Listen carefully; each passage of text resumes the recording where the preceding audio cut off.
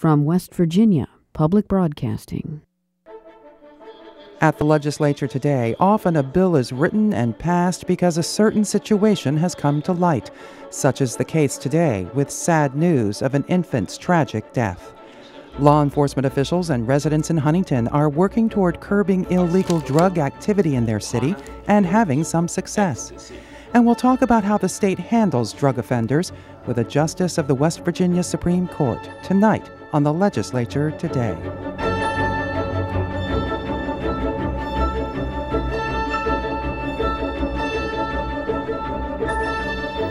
Good evening, I'm Beth Voorhees. Other post-employment benefits, or OPEB, dominated discussion on the House floor today. As Adam Cavalier reports, House Republicans have a wide variety of issues with Senate Bill 469.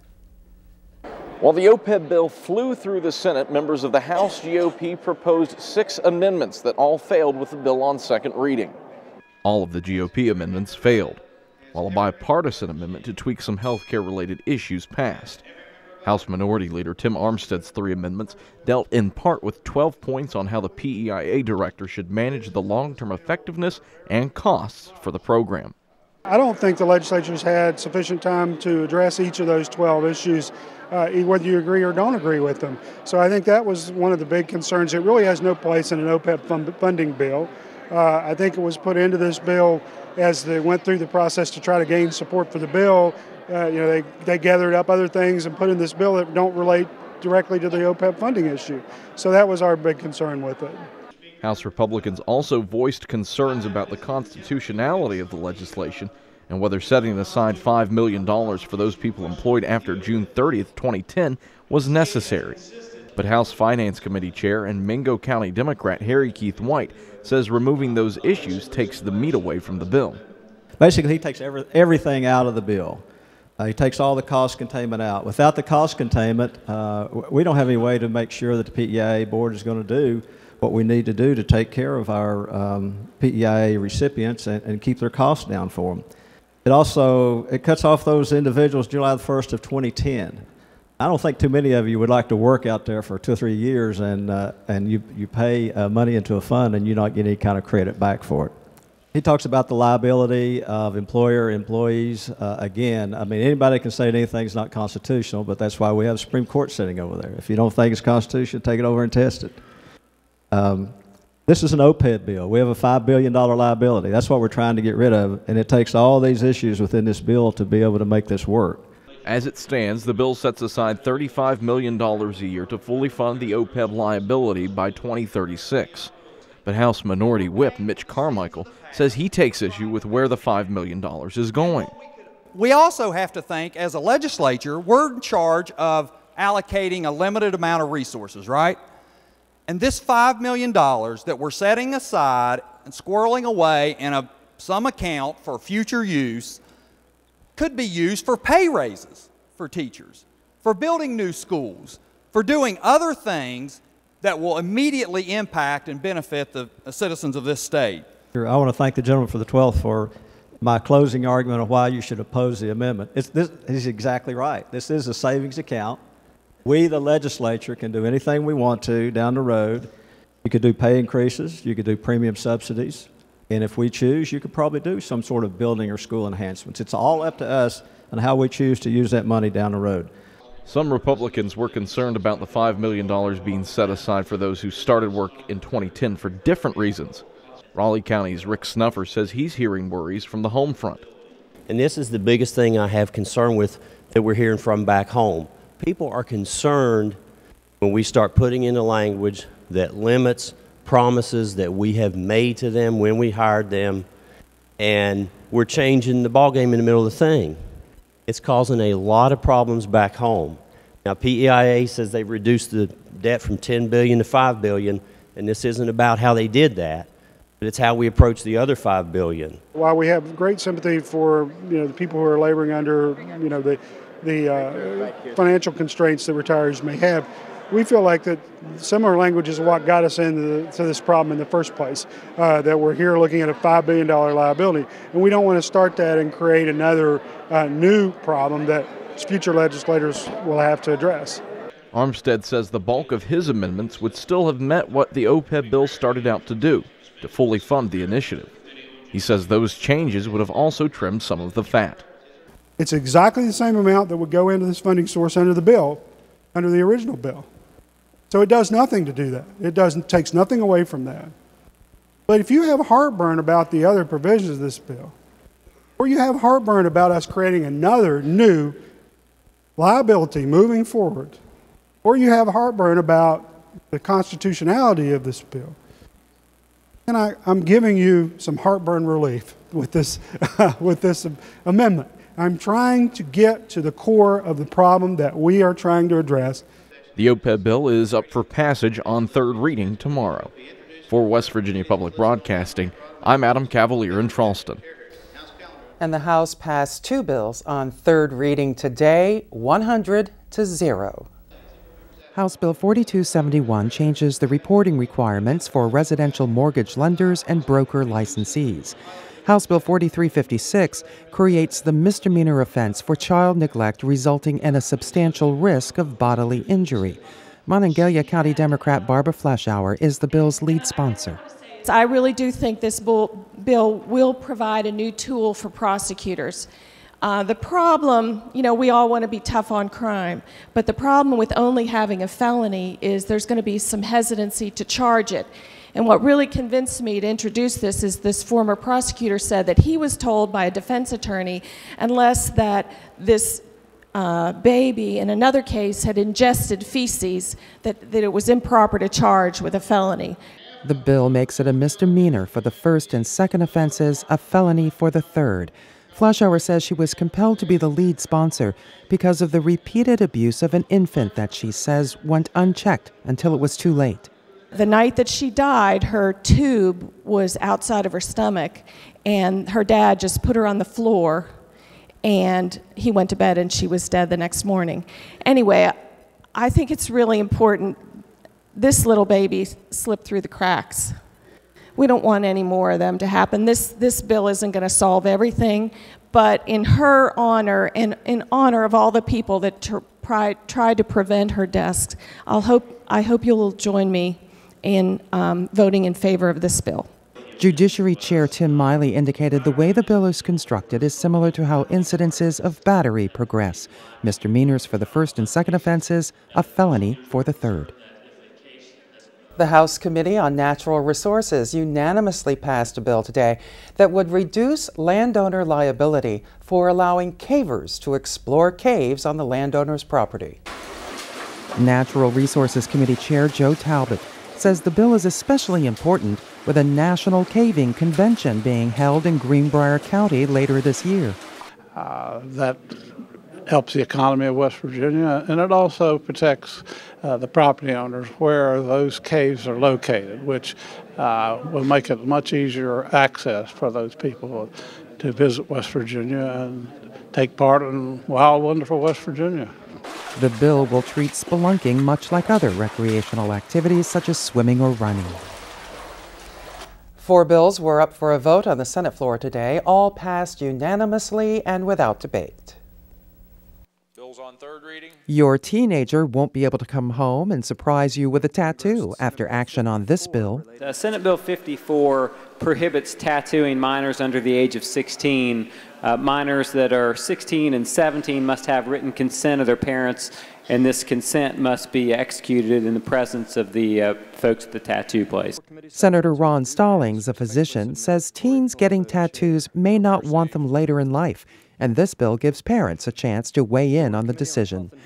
2 bills passed the Senate today that were sought by advocates against domestic violence. Senate Bill 191 pertains to protections issued by a magistrate.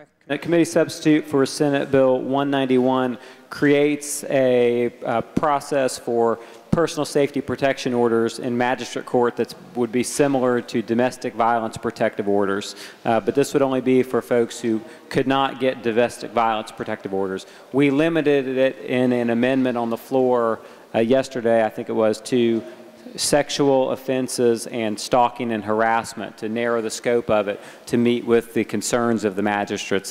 There are a lot of requirements in here about the process to go through to obtain one of these orders. I urge passage of the bill. Under the next bill, passed unanimously by the Senate today, it will be illegal to stop someone from calling 911 for help. Committee substitute for Senate Bill 222 would create a misdemeanor offense for intentionally interfering with a person who's trying to obtain emergency services with the intent to deprive them thereof. This is if you're trying to stop someone from calling the police, calling the ambulance, calling the fire department. This would create a misdemeanor offense if you're engaged in that activity. I urge passage of the bill. The Senate also passed Senate Bill 253 that bundles various rules by the State Department of Environmental Protection. The bill includes 10 air rules, 2 water rules, and a rule concerning voluntary remediation. The new Boy Scout Adventure Camp, currently under construction in Fayette County, requires a lot of volunteers in various medical fields to treat the thousands of young scouts who will attend the camp. A few sessions ago, the legislature created the Volunteer for Nonprofit Youth Organizations Act to allow the camp to operate here. Today, the Senate approved an extended list of medical professionals who can practice in West Virginia without the licenses that would normally be required, as long as they're volunteering at the Boy Scout camp. All of these bills now head to the House of Delegates for its consideration. In a moment, a visit with a justice of the West Virginia Supreme Court of Appeals. First, here's a look at some of the bills introduced in the Senate today.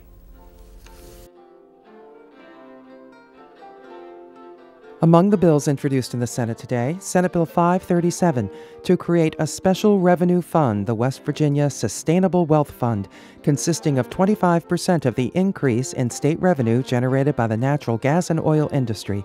Beginning in 2015, the money in the fund would be appropriated by the legislature for economic diversification projects, education, workforce development, federal matching grants, and higher education. Senate Bill 539 to amend the Tourism Development Act by adding a small-scale tourism development component and credit to the act. Senate Bill 541 to require proof of United States citizenship as one of the prerequisites to obtaining a state license to carry a concealed deadly weapon. And Senate Bill 545 to limit earnings of retiree and post-retirement employment. There are no bills up for passage or on second reading in the Senate tomorrow. Among the bills on first reading, Senate Bill 404 to permit the issuance of a barrister's certificate to teach in West Virginia public schools on a volunteer, non-compensated basis only.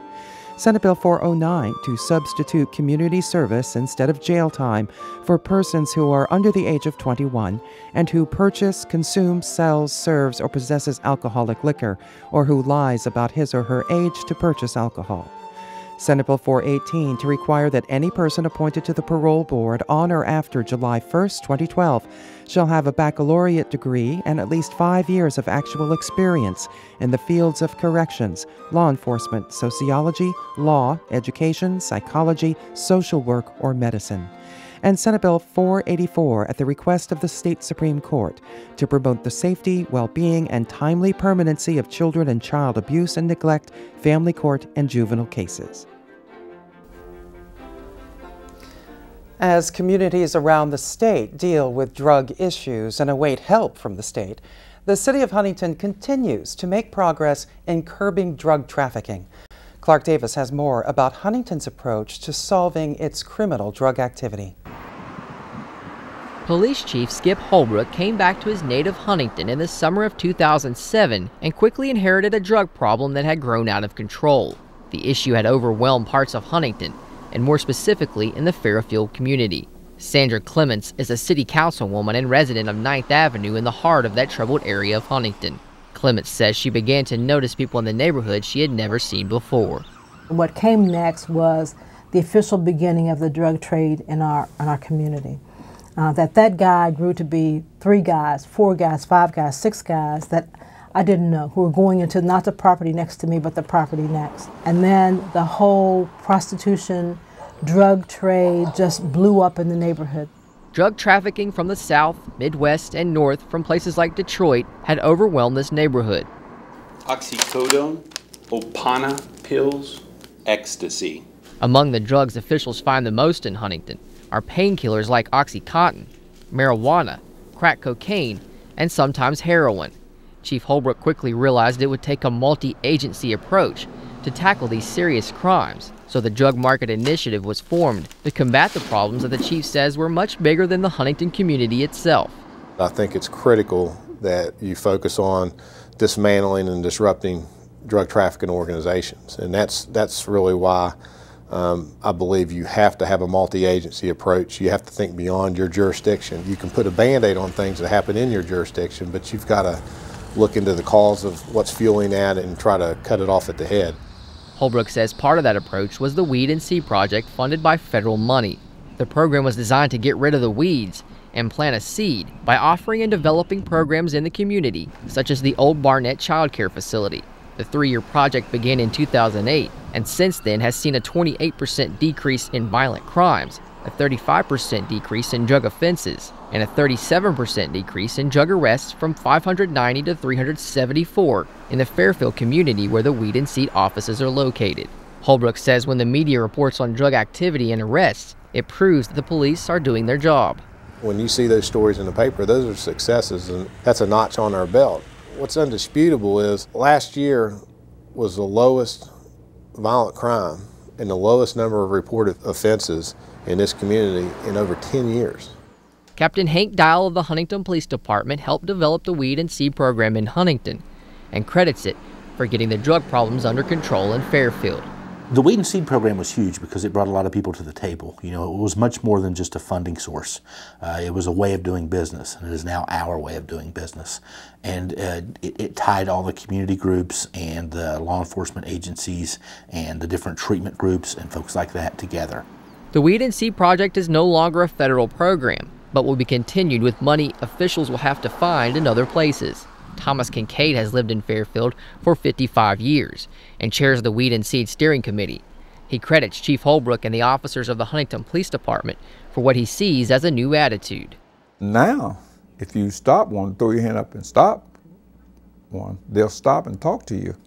And the people in the community are not afraid to talk to them. Policemen are not afraid to talk to the people in this community. And that's what it's all about. If they can't talk to you in your own community, there's something bad wrong. Councilwoman Sandra Clements says the next step is to look at the reason why the community is open for drug trafficking. She still sees a lot of weeds in her neighborhood. As we begin to look at the community, those things that cause that activity to start in the first place are probably issues that we need to deal with. We have vacant houses, we have property that is run down and not kept by anybody. So I think that that's what we need to look at. Illegal drug use and the abuse of prescription drugs affects all of us. In his State of the State address, Governor Tomlin noted that West Virginia's substance abuse problems are affecting unemployment and the economy. Tomlin has formed the Governor's Substance Abuse and Advisory Council and 6 regional task forces to assist in prevention, detection, and treatment. While the governor focused on illegal prescription drug abuse, Chief Holbrook is hoping that some of the governor's initiatives will have an effect on illegal drug activity as well. The numbers speak for themselves when it comes to addiction and overdose deaths per capita. I mean, West Virginia's tops. So you know, we've got to do something different than we're doing and do it better. After almost 5 years on the job in his native city, the chief of police is proud to point out that drug offenses have been cut in half.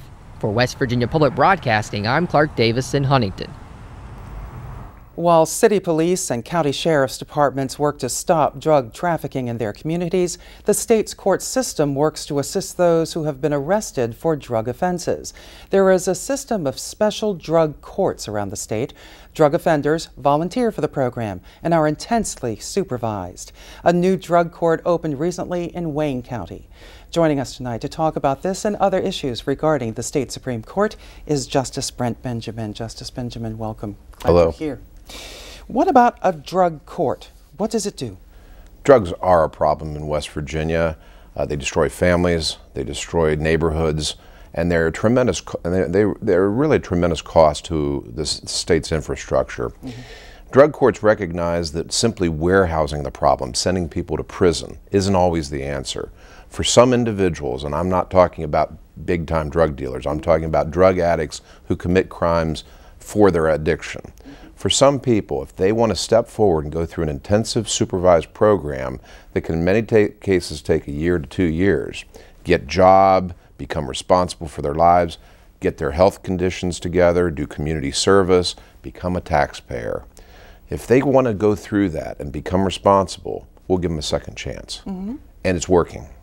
Tell me a success story. A perfect success story is recently in the Northern Panhandle. We had a young lady who graduated several years ago from drug court. She now has a 4-year college education.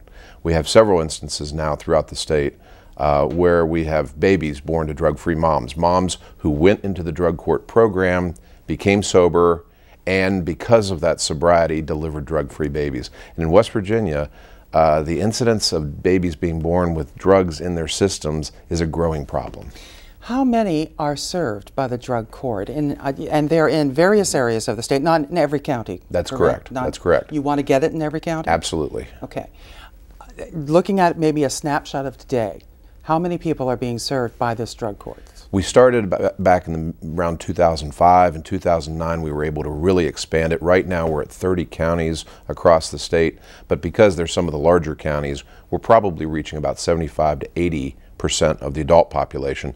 Plus, we have juvenile drug courts, which involve not just the juveniles, but also their families, because that's also a problem. And they're also growing throughout the state. Hopefully, within a year or so, we'll be all the way across the state. So someone, a man or a woman, is arrested for maybe breaking and entering. They were high. They were looking for money or prescription drugs or something like that. They are obviously adjudicated. They are taken to court, correct?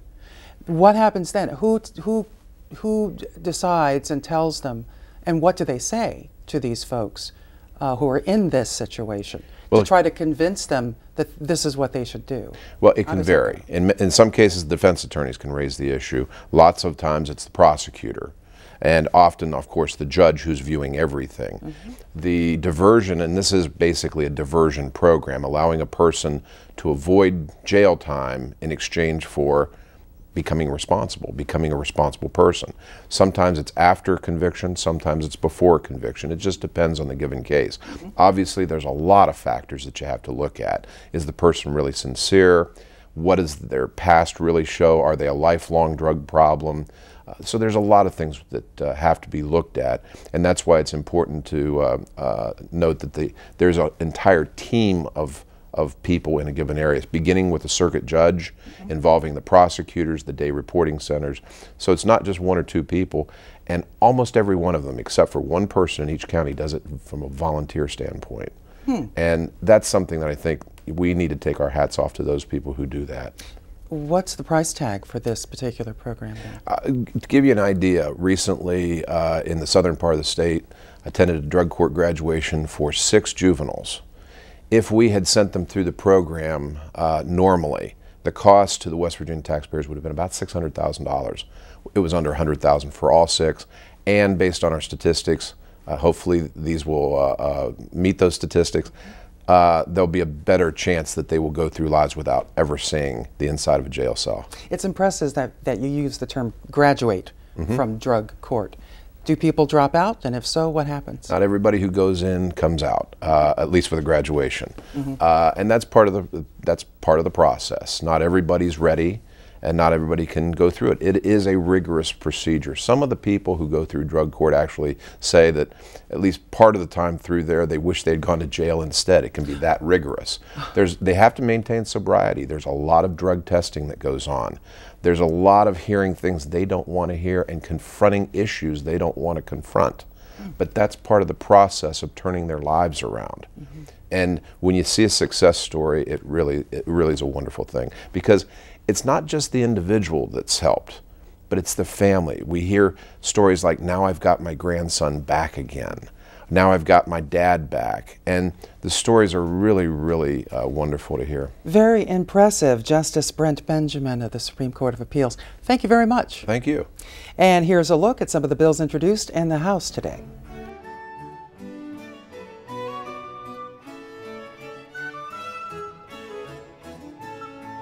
Among the bills introduced in the House today, House Bill 4454 to authorize county school boards to develop policies to promote school attendance, such as denying credits or reducing grades.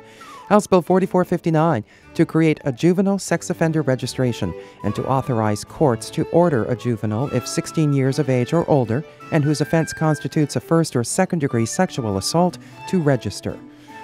House Bill 4464 to ensure that persons convicted of felony, treason, and bribery in an election are not allowed to run for any elective office or hold any appointive office.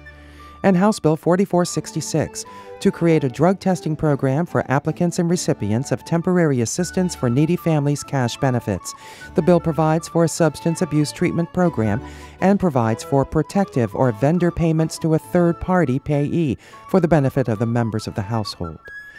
Up for passage in the House tomorrow, Senate Bill 469, Governor Tomlin's bill to address the liability of OPEB, other post-employment benefits, and House Bill 4127, that the governor shall, by proclamation, declare August 7th as a special Memorial Day to be known as Purple Heart Recognition Day, honoring all West Virginians who, while serving in the U.S. Armed Forces, have been wounded or killed in action, and shall encourage all municipalities and counties in the state to do the same.